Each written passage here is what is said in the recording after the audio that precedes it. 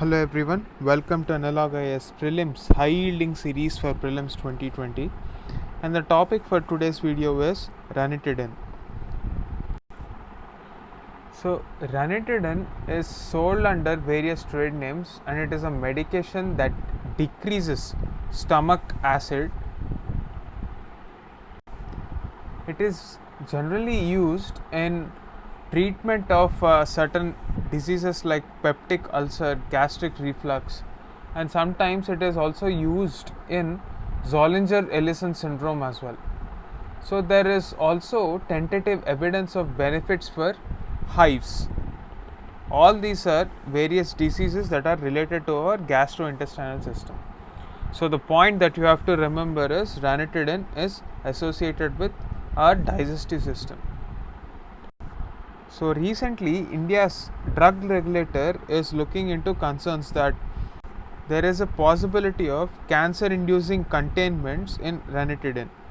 So this is not directly taken up by Indian government.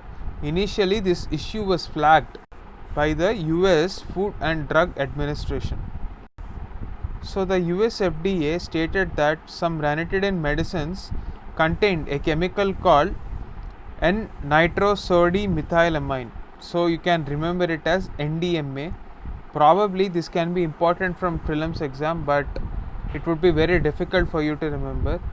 However, since it is there in current affairs, please try to remember it as NDMA. Or you can also use the disaster management syllabus to remember this by National Disaster Management Authority, somehow related to ranitidine. So what is this? This element or this chemical is an environmental containment found in water and foods, and it is classified as carcinogenic or cancer inducing element. Like already discussed, this is a prescription antacid. So anything that reduces stomach acid is called antacid. That is the important point. And most of the antacids are sold over the counter. Now this is a dangerous proposition because if we indiscriminately use this over the counter drugs, it might induce cancer in the longer run. That is why it is a problematic issue. Now let us learn some extra information through this question.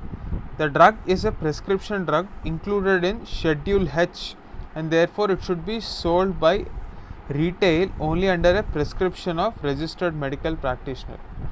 Now this statement is actually right. Even though it requires a prescription, in India most of the medical shops sell it over the counter despite this being a Schedule H drug. That is the important point you have to note. We already discussed this point. NDMA is an environmental contaminant found in water and foods. So both the statements are right. Now this is a very easy question. Please post the answer for this question. Pause the video and try to post the answer in the comment section below along with an explanation. That's it for this video. Thanks for watching. Stay tuned for more videos.